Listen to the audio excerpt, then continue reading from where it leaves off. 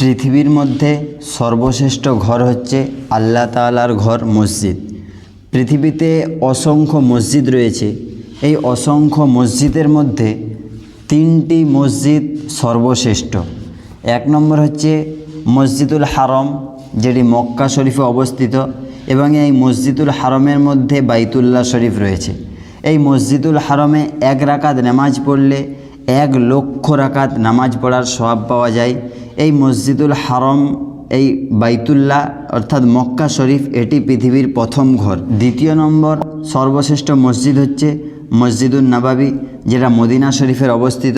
আল্লাহর রসুল সাল্লাল্লাহু আলাইহি সাল্লাম মক্কা থেকে হিজরত করার পরে মদিনা শরীফে গিয়ে মসজিদুন নববী তৈরি করেছিলেন। এই মসজিদে 1 রাকাত নামাজ পড়লে 1000 রাকাত নামাজের সওয়াব পাওয়া যায়। তৃতীয় নম্বর মসজিদ হচ্ছে মসজিদুল আকসা, যেটা ফিলিস্তিনে অবস্থিত। এই মসজিদে নামাজ পড়লে 1 রাকাত নামাজের বদলে 500 রাকাত নামাজ পড়ার সওয়াব পাওয়া যায়। এই 3টি মসজিদ পৃথিবীর মধ্যে সর্বশ্রেষ্ঠ মসজিদ।